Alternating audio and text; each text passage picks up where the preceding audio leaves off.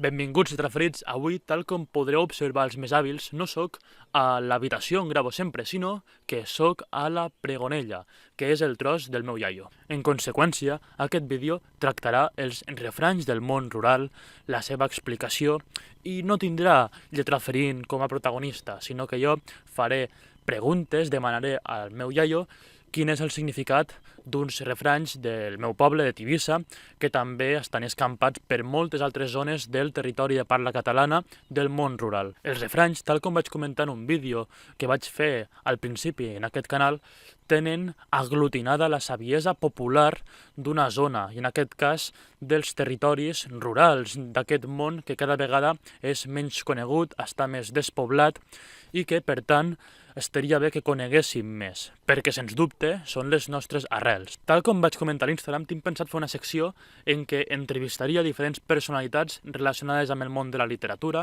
i de la llengua catalanes. Per tant, si voleu que tot això sigui possible, el millor que podeu fer és fer-vos els meus mecenes a l'aixeta. En aquesta introducció ja he dit tot el que havia de dir i ara apareixerà el veritable protagonista d'aquest vídeo, que és mon iaio. Endavant! El primer refrany és l'aigua del gener assabona l'oliver i millor un mes primer. Això què significa? Aquest refrany significa que tota l'aigua que cau a l'hivern, no solament per l'oliver, per tota classe de breria, és la que cau la més bona, que es considera més ben caiguda de tot l'any. Sí. A l'estiu cau aigua, però és en forma de tormenta.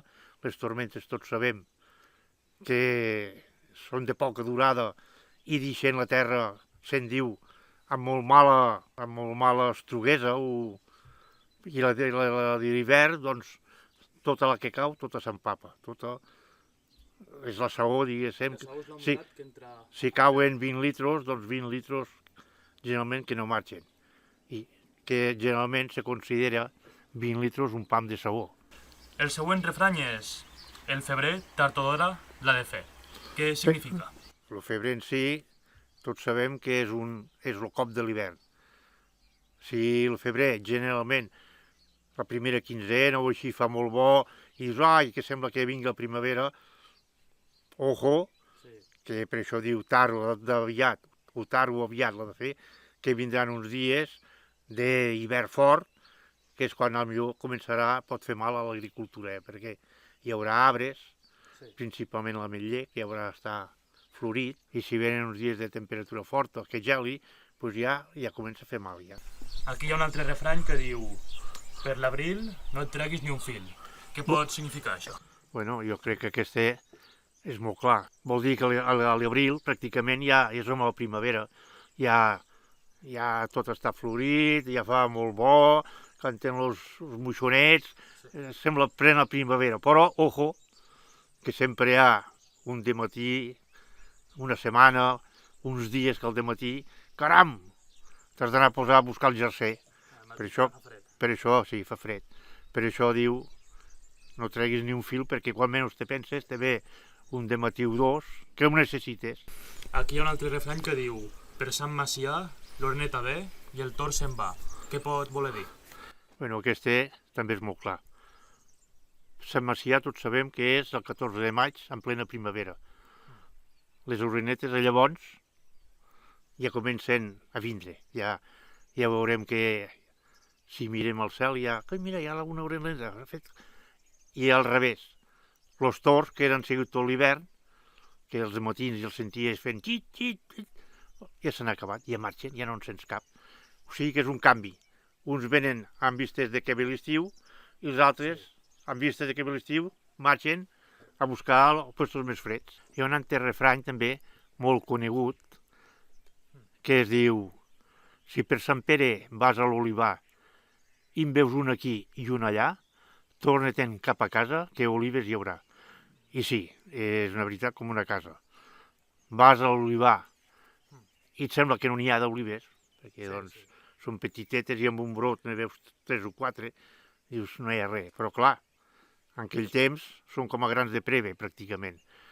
I allò vol dir que si aquelles 3 o 4 en aquell brotet sembla que no hi ha res, alfes grosses, aquell brot, quan vindrà, que serà al setembre, està carregat d'olives. O sigui que si per Sant Pere veus i mires allà, pues, mira, està una miqueta tranquil. El meu pare em deia, referint-se als ametllers, que, que també era el mateix significat, que més valia que quedessin a mitja collita, quan ell s'estava formant al maig, que carregats, molt carregats, perquè mitja collita anava creixent, i aquella mitja es feia collita plena. I aquell arbre que estava carregat de bon principi, en vez d'estar carregat, se'n tornava a mitja, perquè com no podia aguantar, això és igual que les persones, sí, ens posen 100 quilos a l'espatlla i no podem. Vas traient, fins que dius, bueno, ja està bé, en 50 vas tirant, però que les altres 50 ja els has llançat. L'arbre és igual. I ell, per llei natural, doncs elimina, fins que es deixa les ametlles suficients. Aquí hi ha una altra dita que diu la ventada de Sant Pere pel davant o pel darrere. Sí. Aquest és un refrany que pràcticament els que som grans ho hem vist, quasi sempre. Sembla una cosa estranya, però doncs vol dir que per Sant Pere, inclús i a vegades és Sant Joan, o sigui que entre Sant Joan i Sant Pere, ho ve uns dies abans, ho ve uns dies detrás. Sant Pere és al juny, doncs. Sí, Sant Joan és el 24 de juny, sí, i Sant Pere és el 29. En aquell entorn, ho ve uns dies abans, ho ve uns dies després, no sé per què, però sempre fot una cerçada, cerç, 3 o 4 dies, que és la ventada que anomena el refrany. I clar, millor doncs, fruita a terra, avellanes a terra, avellanes, sí, més o menys, sí, bueno, el fruit, però fa 3 dies millor de vent molt fort i fa mal, perquè en aquell temps, el cerç, tots sabem que és un aire molt sec i a vegades inclús crema, al ser tan sec i així, doncs fa mal a l'agricultura. I no falla, pràcticament, o abans o després. Aquí hi ha un altre refrany que diu qui no bat al juliol, no bat quan vol. Què pot significar? Bé, jo crec que aquest vol dir que per batre se necessita que tot estigui molt sec. El juliol se considera que és un dels mesos més sec, de més calor, i clar, per batre ha de necessitar que tot estigui ben rústic vol dir que estigui ben sec, que quan vagis al dematí ja peti ja, que passis pel damunt sentis crac, crac, i després, clar, com el batre és, com tots sabeu, ho heu sentit dir, se feia antigament amb els redolins i els machos o mules donant toms a l'era, clar, com més rústic estava, més se trencava i es desfeia per poder separar el gra de la palla. Per tant, batre, separar el gra de la palla. Sí. I llavors, si no es bat al juliol, es pot fer... I clar, si passa ja el juliol, sí, tots sabem que a l'agost ja comença a haver alguna tormenta.